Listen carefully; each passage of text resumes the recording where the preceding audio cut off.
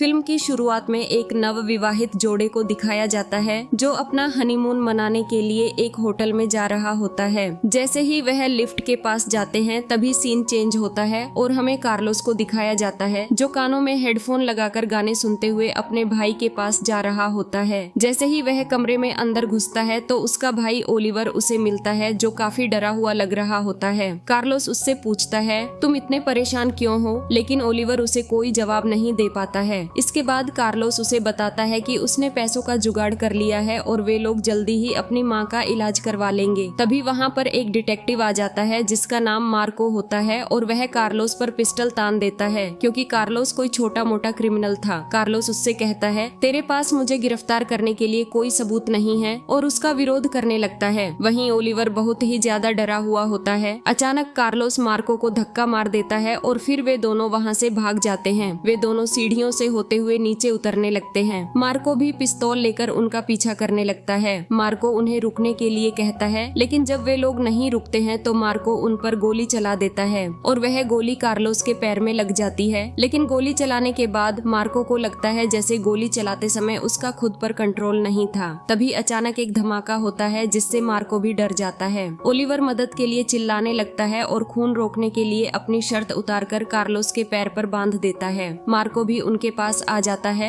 और फिर उन दोनों को अपने साथ पुलिस स्टेशन चलने के लिए कहता है। ओलिवर कार्लोस को अपने कंधे पर उठाता है और फिर वे तीनों नीचे उतरने लगते हैं। जब वे फर्स्ट फ्लोर पर पहुंच जाते हैं तो सीढ़ियां वहां से भी नीचे जा रही होती हैं। यह देखकर मार्को को थोड़ा आश्चर्य होता है, लेकिन फिर भी वे लोग एक फ्लोर और नीचे उतर जाते हैं। लेकिन जब नीचे वाले फ्लोर पर 9th नंबर लिखा होता है तो उन लोगों को लगता है कि कुछ गड़बड़ है, इसलिए मार्को उन्हें वहीं रुकने के लिए बोलकर नीचे जाता है और वह एक एक करके सारे फ्लोर पर उतरता जाता है। जैसे ही वह फर्स्ट फ्लोर पर पहुंचता है तो सीढ़ियां वहां भी खत्म नहीं होती हैं और ना ही वहां से बाहर निकलने का रास्ता होता है। जब वह और नीचे जाता है तो फिर से वह 9th फ्लोर पर पहुंच जाता है जहां ओलिवर और कार्लोस खड़े हुए होते हैं, जिसे देखकर उन तीनों का दिमाग खराब हो जाता है। मार्को फिर से वापस ऊपर जाने लगता है और ओलिवर दरवाजे को खोलने की कोशिश करता है लेकिन दरवाजा नहीं खुलता है। इसी बीच मार्को फिर से नीचे से ऊपर आ जाता है। असल में वे एक लूप में बनी हुई सीढ़ियां थीं और वे लोग इस लूप में फंस चुके थे।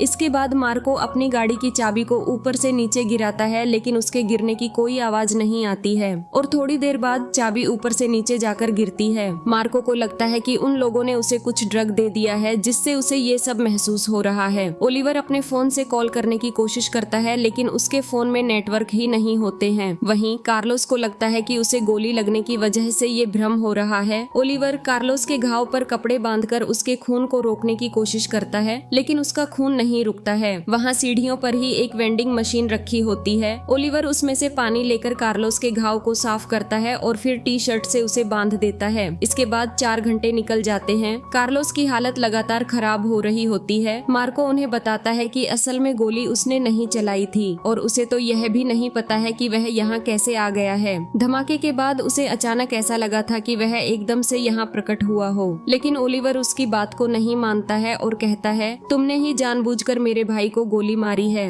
इसके बाद मार्को ओलिवर को एक पेन किलर देता है जिसे वह कार्लोस को खिला देता है। इसके बाद मार्को फ्रिज में से निकालकर ब्रेड खाने लगता है जिसका टेस्ट बहुत ही बुरा होता है। फिर मार्को ओलिवर को अपनी फैमिली का फोटो दिखाता है और बताता है कि आज उसकी शादी की 15वीं सालगिरह है और उसकी वाइफ घर पर उसका इंतजार कर रही है। इसके बाद ओलिवर कार्लोस के बैग को खोलता है जिसमें उसे एक किताब, एक हेडफोन, एक सेब, कुछ पैसे और एक पर्स मिलता है। पर्स में उनका फैमिली फोटो होता है। इस तरह से उन्हें वहाँ फंसे हुए 26 घंटे निकल जाते हैं। कार्लोस की तबीयत लगातार बिगड़ रही होती है। ओलिवर उसे बार बार सांत्वना देता है लेकिन आखिर में खून बह जाने की वजह से कार्लोस की मौत हो जाती है जिससे ओलिवर बहुत ही ज्यादा दुखी हो जाता है। वहीं मार्को को पता चलता है कि वेंडिंग मशीन में से कितना भी खाना या पानी बाहर निकाल लो वह वापस उतना ही हो जाता है। यह देखकर उसका दिमाग खराब हो जाता है और वह पागलों की तरह व्यवहार करने लगता है। तभी अचानक ओलिवर पिस्टल उठाकर मार्को के ऊपर तान देता है। मार्को उसे ऐसा न करने के लिए बोलता है लेकिन ओलिवर पूरे गुस्से में होता है। इसके बाद सीन कट होता है और हमें कमीलिया तथा रोबर्तो को दिखाया जाता है जो गेम खेल रहे होते हैं। उनके पास में ही डेनियल पेंटिंग बना रहा होता है। कमीलिया और डेनियल भाई बहन होते हैं और रोबर्तो उनका सौतेला बाप होता है।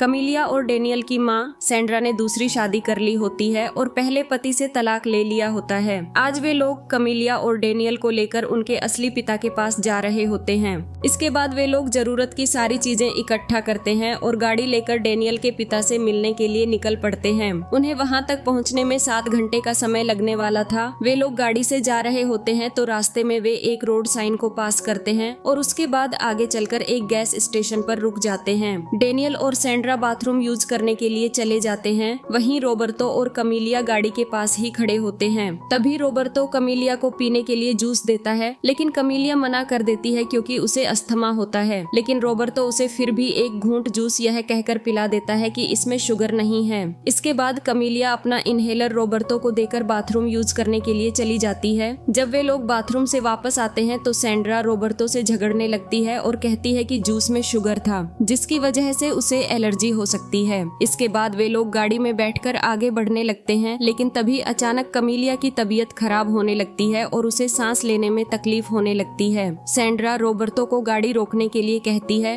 और फिर कमीलिया से उसका इनहेलर मांगती है, लेकिन जब रोबर्तो उसके इनहेलर को अपने पास से निकालता है तो इनहेलर उससे गिर जाता है और टूट जाता है। सैंड्रा दूसरे इनहेलर के बारे में पूछती है तो पता चलता है कि वे लोग दूसरा इनहेलर घर पर ही छोड़ आए हैं। सैंड्रा रोबर्तो को गाड़ी वापस मोड़ने के लिए कहती है। रोबर्तो गाड़ी वापस मोड़ता है और जैसे ही वे चलने वाले होते हैं तभी एक धमाके की आवाज आती है, जिससे वे लोग डर जाते हैं। लेकिन इसके बाद वे फिर से आगे बढ़ने लगते हैं। वे लोग वापस गैस स्टेशन पर पहुंच जाते हैं, लेकिन जब सैंड्रा स्टोर में जाती है तो वहां उसे कोई भी नहीं मिलता है। इसलिए वे सभी वापस घर लौटने का निर्णय लेते हैं। काफी देर तक चलने के बाद भी जब वे लोग कहीं नहीं पहुंचते हैं तो सैंड्रा रोबर्तो से गुस्से में कहती है, तुम रास्ता भटक गए हो, और वे दोनों इसी बात पर एक दूसरे से लड़ने लगते हैं। इसके बाद वे फिर से एक गैस स्टेशन पर पहुंच जाते हैं, लेकिन वहां भी उन्हें कोई नहीं मिलता है। थोड़ी देर चलने के बाद वे लोग फिर से रोड साइन के पास पहुंचते हैं। रोबर्तो वहां गाड़ी रोक देता है और कहता है, इस रोड साइन को हम पहले ही पार कर चुके हैं, लेकिन यह फिर से हमारे सामने कैसे आ सकता है।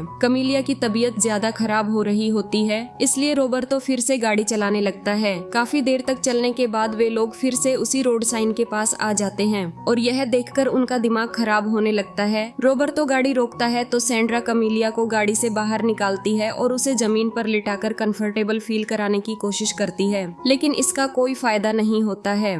इसके बाद वे लोग फिर से गाड़ी में बैठकर आगे बढ़ने लगते हैं, लेकिन वे कहीं नहीं पहुंच पाते हैं और बार बार वहीं आ जाते हैं। रोबर्तो गाड़ी से उतरता है और कहता है कि यह सड़क बार बार खुद को रिपीट कर रही है, इसलिए वह सड़क से उतरकर पैदल मदद मांगने के लिए चला जाता है। वहीं सैंड्रा को लगता है कि वह कोई सपना देख रही है, इसलिए वह गाड़ी स्टार्ट करती है और तेजी से चलाने लगती है। वह बार बार चिल्लाती है कि यह सिर्फ एक बुरा सपना है। वह खुद को थप्पड़ भी मारती है ताकि वह सपने से जाग जाए, लेकिन ऐसा कुछ भी नहीं होता है। इसके बाद वह गाड़ी रोक देती है। डेनियल कमीलिया को लेकर नीचे उतर जाता है। सैंड्रा फिर से गाड़ी स्टार्ट करती है और फुल स्पीड में आगे जाने लगती है, लेकिन थोड़ी देर बाद ही वह वापस डेनियल और कमीलिया के पास ही पहुंच जाती है। लेकिन उसे अब भी यही लग रहा होता है कि वह एक बुरा सपना देख रही है। बाद में वह थककर गैस स्टेशन पर जाकर गाड़ी रोकती है और अंदर जाकर रोने लगती है। अस्थमा की वजह से कमीलिया की मौत हो जाती है और डेनियल उसे लेकर सड़क पर बैठा होता है। थोड़ी देर बाद रोबर्तो भी वहां पहुंच जाता है, लेकिन वह जिस दिशा में गया था उसके विपरीत दिशा से वहां पहुंचता है, इसलिए अब वह समझ चुका होता है कि वे लोग एक लूप में फंस गए हैं। इसके बाद हमें मार्को और ओलिवर को दिखाया जाता है। उन्हें वहां फंसे हुए अब 35 साल गुजर चुके होते हैं। मार्को बिल्कुल बूढ़ा हो चुका होता है और ओलिवर अब एक वयस्क इंसान बन चुका होता है। उन सीढ़ियों पर सामान की भरमार होती है। असल में वहाँ पर जो भी सामान होता है वह खत्म ही नहीं होता है और वापस बनता रहता है। ओलिवर लगातार सीढ़ियों पर ऊपर नीचे चलकर एक्सरसाइज करता रहता है, जिसकी वजह से उसका शरीर काफी अच्छी हालत में होता है। लेकिन मार्को की हालत बिल्कुल ही खराब हो चुकी होती है और अब उससे खड़ा भी नहीं रहा जाता है। वह बस पड़ा पड़ा खाता रहता है और दीवारों पर समय के बारे में लिखता रहता है। इन दोनों ने अपने लिए अलग अलग जगह बांट रखी होती है। मार्को की जगह बिल्कुल कचरे के ढेर जैसी होती है, जहाँ सब कुछ बिखरा पड़ा होता है, क्योंकि मार्को खा पीकर सारे कचरे को इधर उधर ही फैला कर रखता है। वहीं ओलिवर अपनी जगह को काफी ज्यादा व्यवस्थित तरीके से रखता है। वह डेली एक्सरसाइज करता है, फिर बहुत सारी बोतलें इकट्ठा करके उनमें छेद करके नहाता है, अपने दांत साफ करता है और अपने बालों का भी ध्यान रखता है। प्रतिदिन उसे उसके भाई का बैग मिलता है, जिसमें से वह सारे सामान को निकालकर व्यवस्थित तरीके से रखता है और उसमें से जो किताब उसे मिलती है उसे वह पढ़ता रहता है। बैग में उसे एक सेब भी मिलता है जिसे वह रोज खाता रहता है।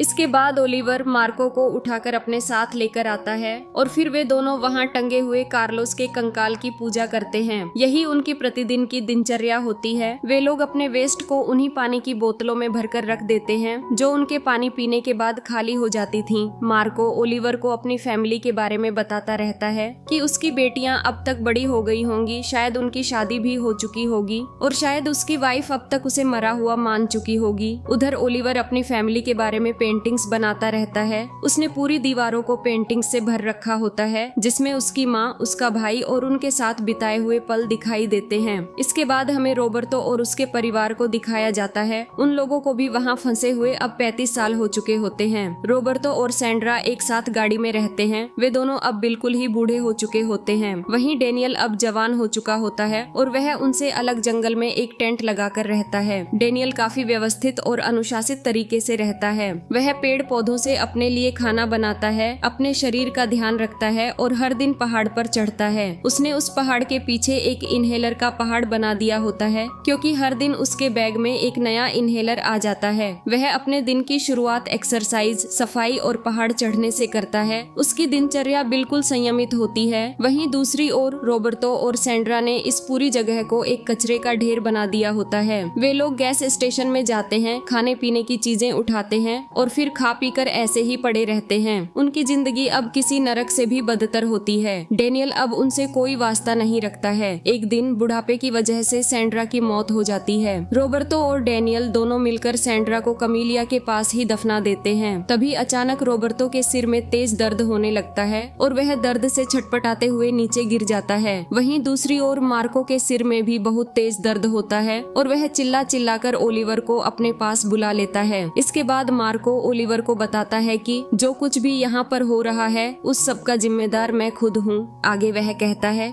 मेरा नाम मार्को नहीं डेनियल है और ये सब कुछ काल्पनिक है। हम लोग एक अल्टरनेटिव रियलिटी में हैं, जबकि असली डिटेक्टिव तुम और तुम्हारा भाई सभी लोग एक अलग रियलिटी में जी रहे हैं और ये लूप मेरी वजह से शुरू हुआ था। वहीं दूसरी ओर रोबर्तो भी डेनियल को यही बात बताता है और कहता है कि इससे पहले भी वह एक लूप में 35 साल तक फंसा रहा था। एक बार वह अपने एक इंस्ट्रक्टर के साथ था और वे लोग एक नदी में राफ्टिंग कर रहे थे। तभी अचानक एक इंसिडेंट की वजह से उसके दोस्त को चोट लग गई थी और फिर खून बहने की वजह से 3 दिन बाद वह मर गया। इसके बाद इंस्ट्रक्टर और वह दोनों 35 साल तक उस लूप में फंसे रहे थे। लेकिन जब इंस्ट्रक्टर मरने वाला था तब उसने बताया था कि यहाँ से निकलने के बाद तुम्हें एक लाल गाड़ी मिलेगी, लेकिन तुम उसमें इंटर मत करना, क्योंकि अगर तुमने उसमें इंटर किया तो तुम फिर से लूप को स्टार्ट कर दोगे और तुम्हें इस बारे में कुछ भी याद नहीं रहेगा। लेकिन उसने यह भी कहा था कि अगर तुम उस गाड़ी में नहीं बैठे तो तुम इस लूप को तोड़ सकते हो। उसने मुझे मेरा असली नाम डायरी में लिखने के लिए कहा था ताकि वह मुझे याद रहे, लेकिन मैंने ऐसा नहीं किया और मैं इंस्ट्रक्टर के मरने के बाद तुम्हारी गाड़ी में आकर बैठ गया। इसके बाद मैं सब कुछ भूल गया और अब मुझे यह सब कुछ याद आया है। इसलिए मैं तुम्हें बता रहा हूँ कि तुम्हें सड़क पर एक पुलिस की गाड़ी मिलेगी, लेकिन तुम उसमें मत बैठना। अगर तुम उस गाड़ी में नहीं बैठे और यहीं मर गए तो तुम इस लूप को तोड़ दोगे। वहीं दूसरी ओर मार्को, जो कि डेनियल ही था, ओलिवर को बताता है कि मैं उस लूप को नहीं तोड़ पाया और मैंने यहाँ आकर फिर से लूप को स्टार्ट कर दिया। आगे वह उसे बताता है कि तुम एलिवेटर को मत खोलना और अगर तुमने ऐसा कर दिया तो तुम इस लूप को तोड़ दोगे, लेकिन उससे पहले तुम डायरी में अपना नाम लिख लो, वरना तुम भी इस सब के बारे में भूल जाओगे जैसे मैं भूल गया था। वह आगे बताता है, हम सभी लोग 2 लूपों में फंसते हैं। पहले लूप में हम जवान रहते हैं, जबकि दूसरे लूप में हम बूढ़े होकर मर जाते हैं। वहीं रियलिटी में जो हमारे अवतार होते हैं उनकी जिंदगी में खुशियां और दुख हमारे यहाँ पर किए जा रहे कर्मों की वजह से होते हैं। इसी वजह से हमारा जवान रूप हमेशा खुश रहता है, क्योंकि पहले लूप में हम काफी व्यवस्थित तरीके से रहते हैं। वहीं बुढ़ापे में हम काफी निराश रहते हैं, क्योंकि यहाँ रहते रहते हम जीने की आशा को खो देते हैं। आगे वह बताता है कि हमेशा लूप को स्टार्ट होने के लिए एक सैक्रिफाइस की जरूरत होती है। मार्को बार बार ओलिवर को उस एलिवेटर में जाने से मना करता है ताकि फिर से नया लूप स्टार्ट ना हो, और वह उसे यह सब लिखने के लिए भी कहता है, क्योंकि क्योंकि एक बार एलिवेटर में जाने के बाद वह यह सब कुछ भूल जाएगा और इसके साथ ही मार्को अपनी आखिरी सांस लेता है। वहीं दूसरी ओर डेनियल को सब कुछ बताने के बाद रॉबर्टो भी मर जाता है। इसके बाद डेनियल सड़क पर जा रहा होता है तो उसे सामने एक पुलिस की गाड़ी दिखाई देती है। वह गाड़ी के पास जाता है लेकिन वह उसके अंदर नहीं बैठता है और वापस अपने टेंट के पास चला जाता है। इसके बाद वह अपने टेंट में आग लगा देता है और फिर जाकर गाड़ी में बैठ जाता है। वहाँ उसे एक डायरी मिलती है और एक पुलिस वाले की आइडेंटिटी भी मिलती है। वह उस आइडेंटिटी के हिसाब से खुद को तैयार करता है और गाड़ी लेकर निकल जाता है। असल में उस डायरी में कार्लोस और ओलिवर का फोटो होता है और इसीलिए वह सीधा उनके पास चला जाता है और उसी ने वहाँ जाकर सीढ़ियों वाले लूप को स्टार्ट किया था। लेकिन लूप के स्टार्ट होते ही वह सब कुछ भूल गया था और उसके पास अब डिटेक्टिव की यादें होती हैं। वहीं दूसरी ओर सीढ़ियों के पास अब एक एलिवेटर आ गया होता है। ओलिवर बार बार एलिवेटर के पास जाता है लेकिन उसे मार्को की बात याद आती है और वह उसके अंदर नहीं जाता है। वह ऐसा कई बार करता है लेकिन अकेला होने की वजह से वह खुद को रोक नहीं पाता है और एलिवेटर में इंटर कर जाता है। वहाँ उसे एक होटल बॉय की ड्रेस मिलती है जिसका नाम कार्ल होता है। ओलिवर उस ड्रेस को पहन लेता है और वह अपनी पुरानी लाइफ के बारे में सब कुछ भूल जाता है। उसे वहाँ एक डायरी भी मिलती है जिसमें एक कपल की फोटो होती है। इसके बाद वह लिफ्ट को चालू कर देता है और थोड़ी देर बाद लिफ्ट में वही कपल इंटर करते हैं जिन्हें मूवी की शुरुआत में दिखाया गया था। इसके बाद ओलिवर उन दोनों को उनके रूम में ले जाने लगता है लेकिन तभी वह एक डिब्बी में से एक मधुमक्खी को छोड़ता है जो लड़के को काट लेती है। लड़के को मधुमक्खी से एलर्जी होती है और इसी दौरान एक धमाका होता है। लड़की जल्दी से एंटी एलर्जिक इंजेक्शन निकालती है लेकिन एम्प्यूल टूट जाता है और दवाई फैल जाती है। इसके बाद वे लोग वहाँ से निकलने के लिए दरवाजा ढूंढने लगते हैं लेकिन उन्हें वहाँ कोई दरवाजा नहीं मिलता है और इसके साथ ही नया लूप शुरू हो जाता है और ये मूवी भी यहीं खत्म हो जाती है। अगर आपको हमारा यह मूवी एक्सप्लेनेशन अच्छा लगा हो तो इस वीडियो को लाइक और शेयर कर देना और ऐसे ही अन्य वीडियोस के लिए इस चैनल को सब्सक्राइब कर लेना। धन्यवाद।